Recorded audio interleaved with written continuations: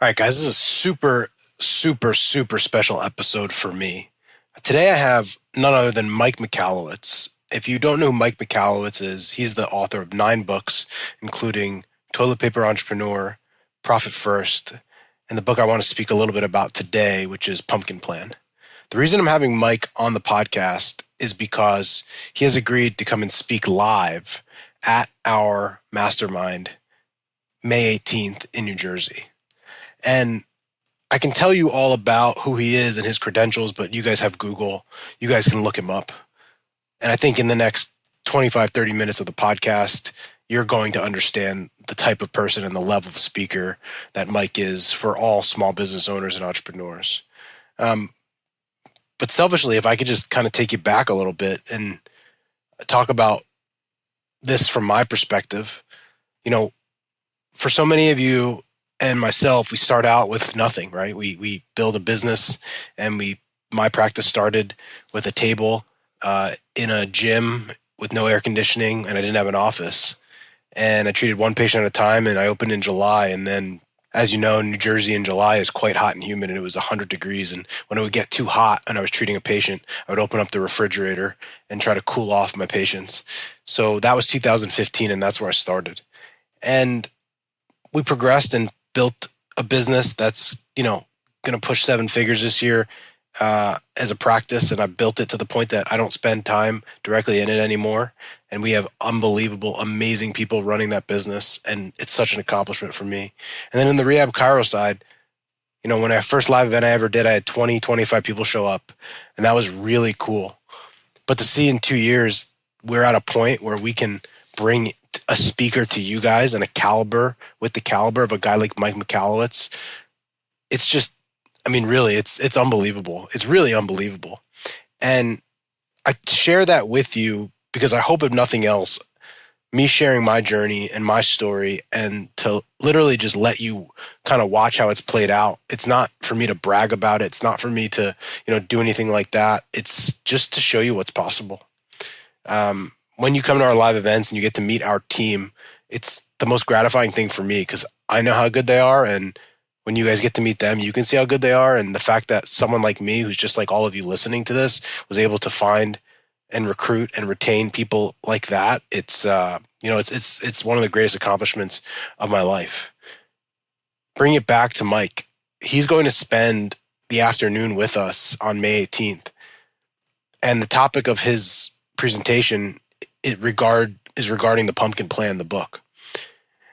The scary part about being a business owner and entrepreneur is that 80% of businesses fail within the first 5 years, and less than 4% of businesses make it to 7 figures, make it to $1 million. The Pumpkin Plan strategy, which is how to find, identify, and retain your best customers, I believe is the strategy that's going to help all of you guys succeed beyond your wildest dreams. So many of us get stuck, or we get caught in trying to be all things to all people. And I can share it till I'm blue in the face, but I'm also not dumb. I recognize that there are times when there are people at different points in their business journey that have experienced different things than I have, that are further along than I am. And I want to be a curator of those people, that I want to be able to bring them into a room, and that for a simple flight and ticket, you can step into a room like that and be able to hear someone like Mike communicate in the way that he does.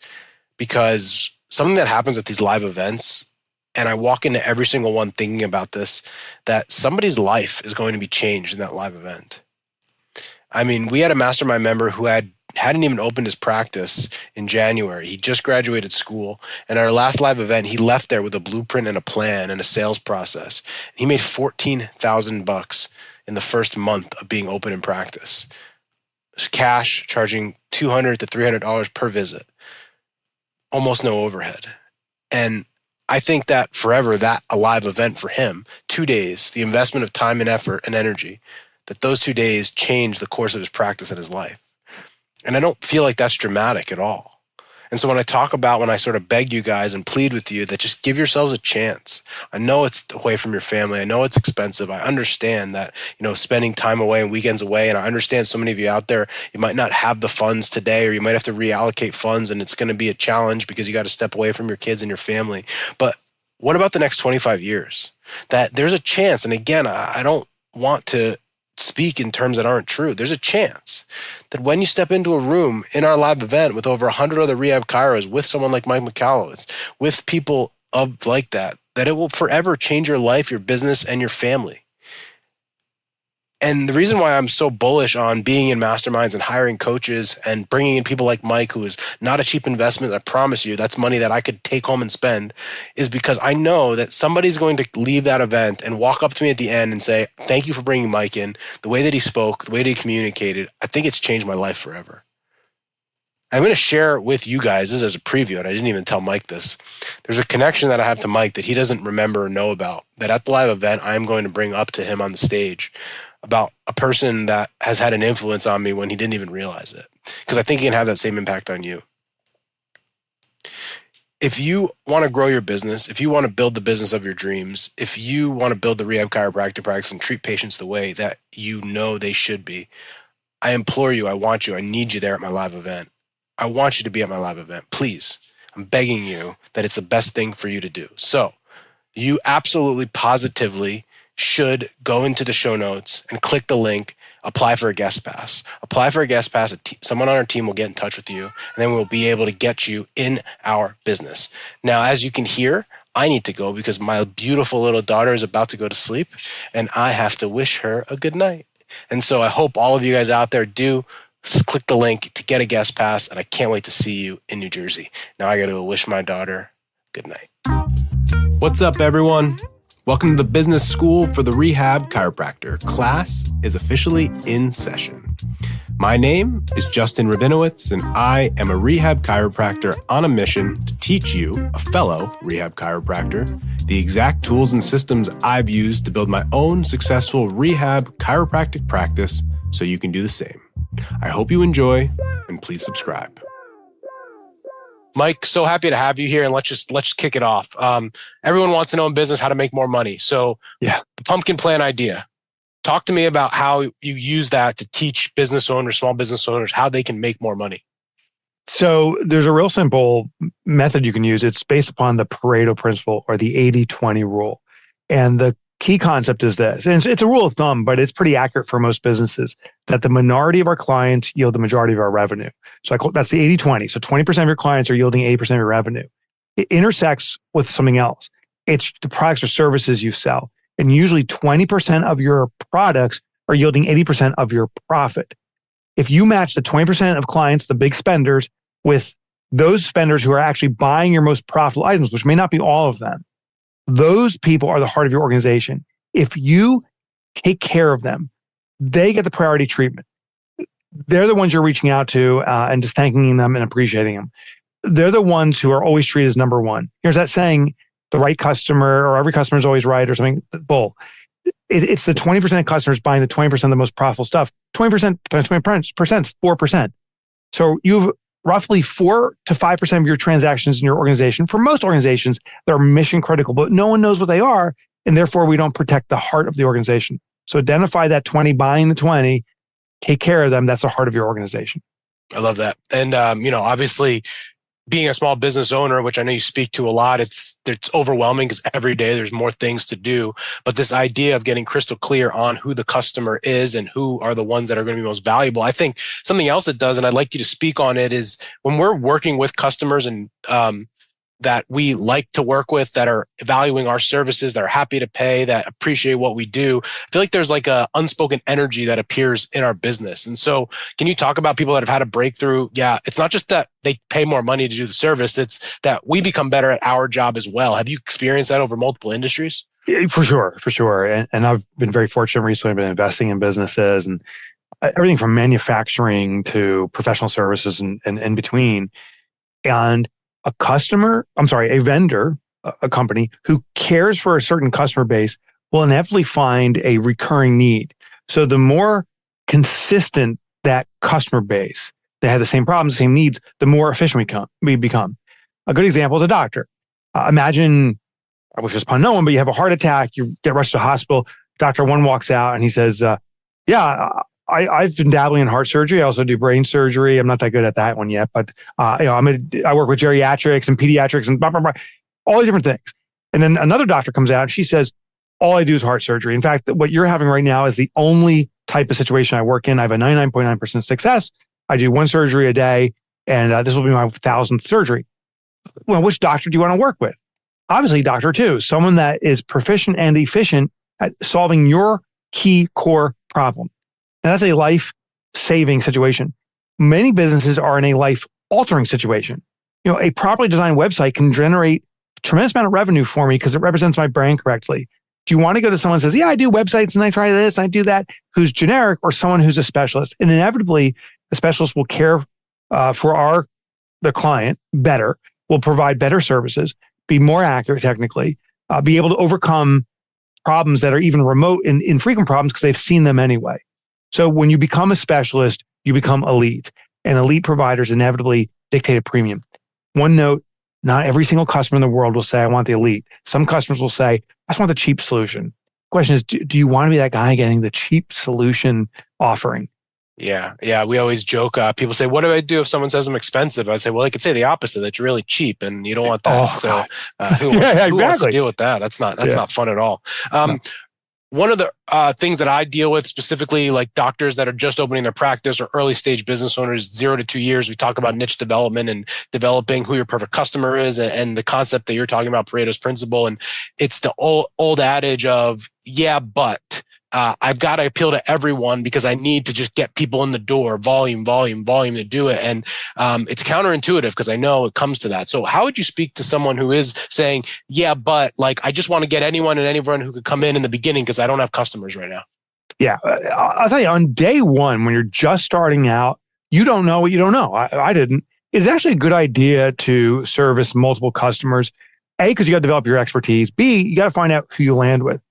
I'll give you a personal experience. I've been down this rodeo, or in this rodeo, I guess it is, multiple times. And even as an author, this was my 5th or 6th business venture. I was like, okay, I know what to do. Focus on a community. And I picked the wrong community. It ended up that the community that was resonating with my early work was female entrepreneurs. And there was a different, or an additional psychographic. But once I understood that, I said, oh, this is the community that's resonating with me, that wants me. Let me lean into it. Once I became really attuned to that community, they carried me on their shoulders to a greater community. So the thing is, if you want to serve a large community, you've got to find out who the initial community is that accepts you and really hone in on your craft there and let them carry you forward. But in the very, very beginning, you don't know who that community is. So play around, see who can serve best, see who resonates with you, then cater for them or to them. I love that. So my audience obviously coming out as chiropractors, they have the medical side, and I think they all understand on a technical level what greatness looks like.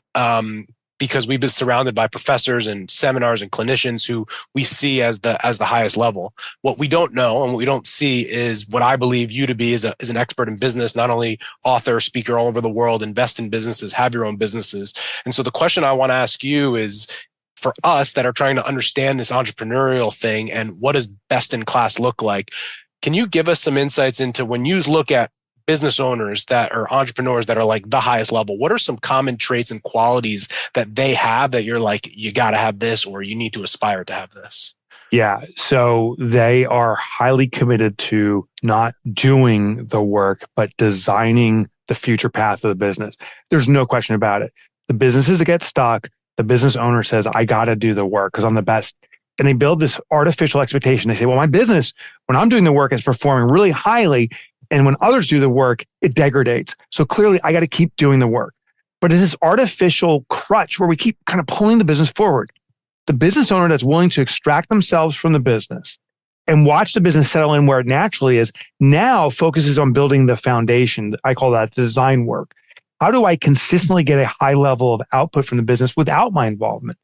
So the number one thing I see is business owners committed to leaving the business from the activity standpoint to focusing on structural standpoint, because that brings about consistency.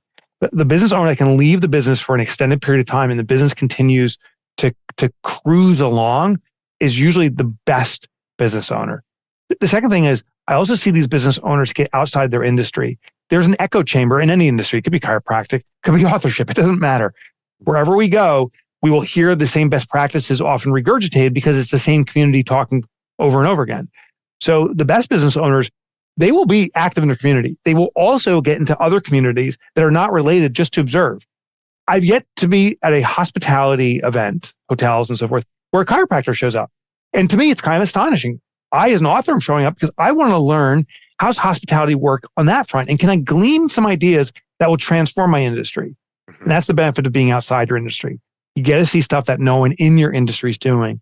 You got to be the innovator when you bring it into your business. Yeah, I love that. And so we're going to speak tons about Pumpkin Plan and the strategy behind that at the live event, which I hope people attend and watch you do it, because I've seen you perform before quite a few times, and just the energy that you bring is going to be incredible. Yeah, we're going to have some fun. But let's talk about your newest book, All In, because you have, let's see, how many books have you written actually? 9. 9 books. And everyone is better than the next. People might know you from Profit First, which is, I know, a big business of yours and a big company, but obviously you have a lot, Toilet Paper Entrepreneur, and I could go on and on. But talk to us about All In, and I'd love to dive into that a little bit, because this is an opportunity for me where I'm just a kid in a candy store trying to learn lessons that you've learned and then pass them down to my community. So I'll share a couple of profound insights. So All In is about the recruiting process. How do you get great people? The retention process. How do you keep great people? And how do you raise the bar for the entire organization? When it came to recruiting, what I do is I look at what's the standard approach people follow to get an outcome. And if the desire and the outcome is a mismatch, or something wrong with that approach. And what most business owners want is, I want to hire a great rock star employee. But the interview process rarely results in that. So the method we're following is not working. Here's what I found the best organization in the world does in recruiting. And let me give you a little hint. This organization is really a community. Consistently, 95% of the time, get rock star individuals. And they don't run a single interview. And they're over $500 billion in revenue. Now, the industry, big reveal, it's the sports industry. If you're going to play football for some pro team, they don't say like, oh, what could you do on the field? And tell us about your experience playing. They say, get on the field. You demonstrate through skills. So that's interesting, is you can do skill assessments when interviewing someone, but there's something actually even more important. It's identifying someone's potential. They also do this in sports. They run camps. To give you context, I played lacrosse in high school. I was a marginal to less than marginal player, but I went to a camp in the Northeast called Hobart. When I went there, there's 300-400 students. We were all getting better. We were all trained new skills, and certain students were tapped on the shoulder and invited to go to other fields where they played at higher levels or more advanced skills. By the end of the 5-day camp, I think 3 of those kids were invited to play at Hobart, and I was not one of them. But they were not only improving everybody, they get the opportunity to observe and cherry pick the people with the most potential.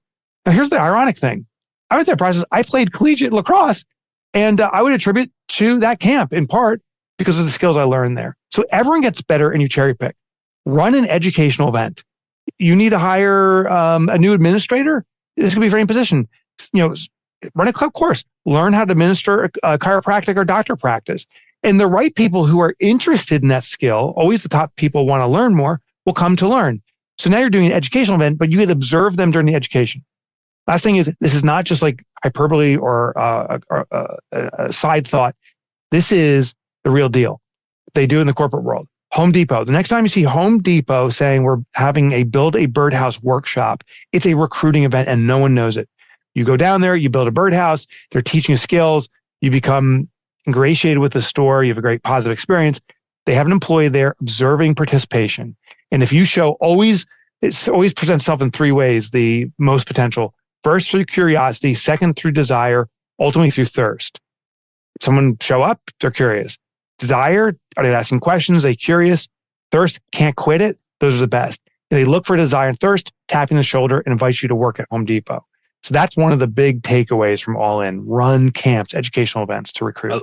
I love that. And again, I hope we get to some questions during the Q&A portion regarding that, just as give you insight into our community. And I know you know this, I've heard you speak about it. Typical in the chiropractic industry, it's like Dr. Smith hangs up a shingle and he's him and his admin for the next 25 years. And that's their business. And for me, one of the number one things that I've hammered in our community is to get beyond that, to build the company and build the business. And so it's been tough sledding, I'll admit, but it's been something that's really important to me to get people to be able to build that I call it a real business beyond what just they can do. I guess that being said, you're so unique in that we look at the company and we start as an entrepreneur, and we're the doctor, we're the marketer, we're the sales, we're the admin, we're the finance guy. And now at this point, I think you've been an author in all of these categories.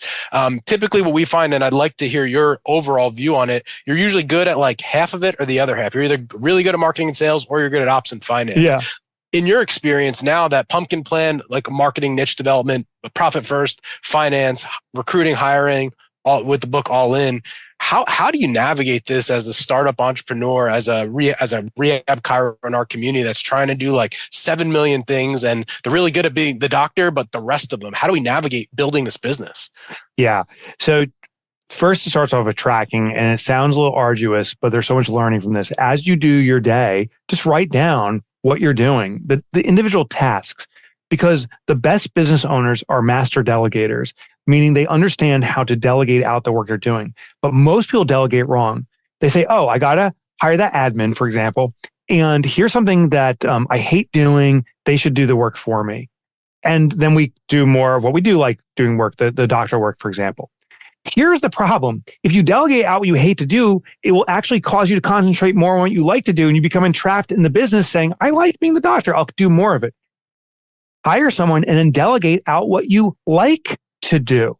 That's the definition of delegation, because now we're getting rid of something that brings us joy or contentment, which now mandates that we learn how to alleviate from ourselves from doing that work to find the higher level of joy and contentment. So when I work with people, it's like, of all these tasks, what do you like to do the most? And they're like, oh, I really like calling and talking with customers after the exam, for example, and just kibitzing with them, make sure they're happy and everything's good. Okay, that's the thing we're going to delegate out. And they're like, I don't know if anyone else can do my level. Well, you're operating a business. We're going to find someone else, and we're going to teach them how to do it at your level. It'll take time, but we're going to get good at that.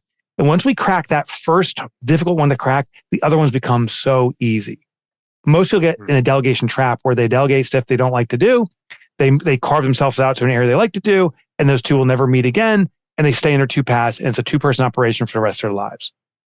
I think, honestly, it's brilliant. It's one of those things that I've thought of before, and I feel like you verbalizing it, something I'm like, yeah, that doesn't make sense, because you're right. In our world, most of the time the people like to treat patients, and maybe they like to, I don't know, like go market.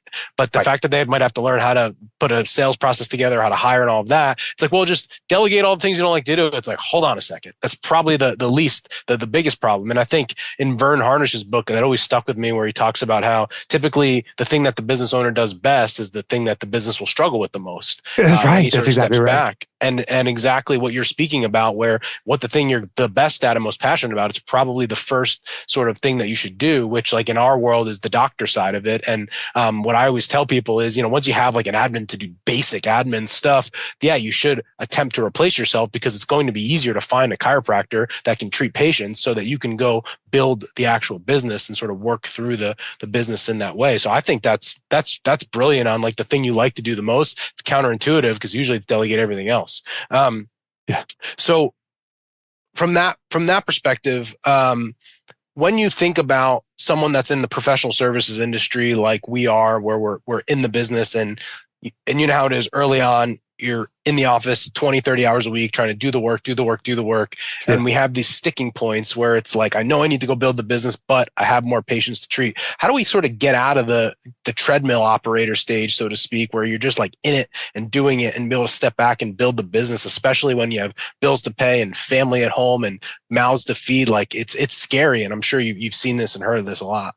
Yeah, there's got to be time blocking. And what time blocking is where we reserve a block of time where there is no doing work, it's only designing work. And I even suggest starting off with a small chunk of that time, maybe 2 hours on a Wednesday, but never book that time. And the rule is that is the most precious time. So if someone says, oh, can you squeeze me in Tuesday morning or Wednesday morning for this couple hours? No, you are seeing the most important patient, which is your business. Your business needs you desperately. Now, here's when I wouldn't do it. Don't do it at the end of the day. Don't say, well, I'm going to block out Friday from 4 to 6. A, you're already drained. B, it's easy for existing work to kind of spin out during a day into the remainder of the day. For most business owners, we're most productive in the first few hours we show up to work. So that's why it's got to be productive time. So then when you work on the system, what are we going to start delegating? What's the stuff I like to do? How am I going to bring someone on in? And spending 2 hours a week on that, after 10 weeks, we've dedicated 20 hours to this. You're probably going to have some substantial change in your business. But I'll tell you, even if no change, the fact you're blocking out time once a week starts showing you the discipline of the necessity to protect your time.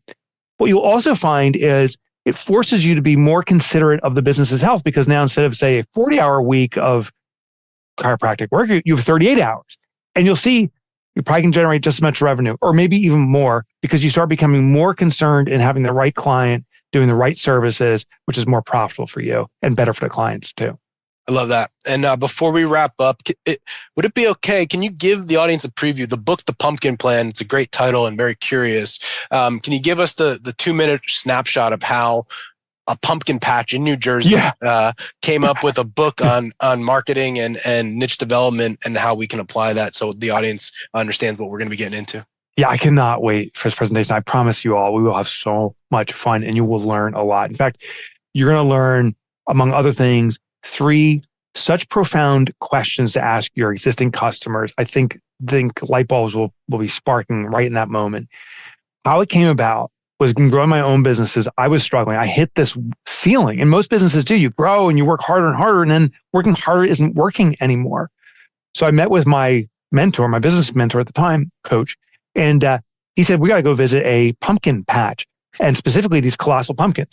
He said, I want you to know, Mike, they changed the growing process from ordinary fields by 5%. Change a little here, change a little there, and there's this explosive growth. Most businesses, this is my argument, are on the verge of colossal growth if they choose to. And let me define colossal. I mean achieving your vision. I don't necessarily mean massive, heavy. I don't mean Amazon if that's not what you want. But we can achieve our vision. Yet most businesses are on the brink of just surviving another day. So it's not massive change you're going to learn the few things that have this radical impact to grow your business.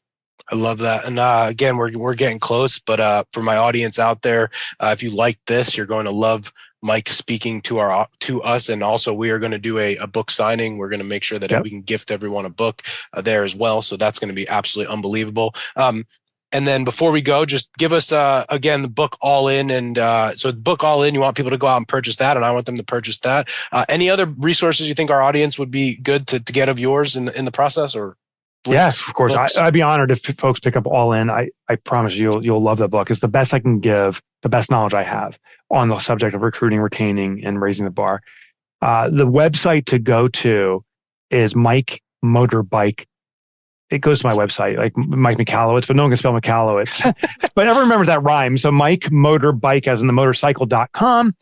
And you'll find all the books, free chapter downloads. I used to write for the Wall Street Journal. You can get those articles there too. Beautiful. I love that. Mike, thank you so much. And I can't wait to see you in person. I can't wait too. Thanks. Be well, brother. Before you go, listen, we are in live event season, and I am going to tell you, you need to be at our live event. Please, please, please go into the show notes here, click on the link to apply for a guest pass. Someone on our team will get in touch with you. You need to be there. Please give yourself a chance. I'm begging you. If you really hate it, just come up after and tell me, kick me in the shins, do something crazy. I don't even care. It's never happened. There's literally never anyone that never left there who hasn't had an unbelievable experience. So I'm asking you, I'm cordially inviting you, go into the show notes, apply for a guest pass, May 18th, 19th, any way you can get there, please. Can't wait to see you there.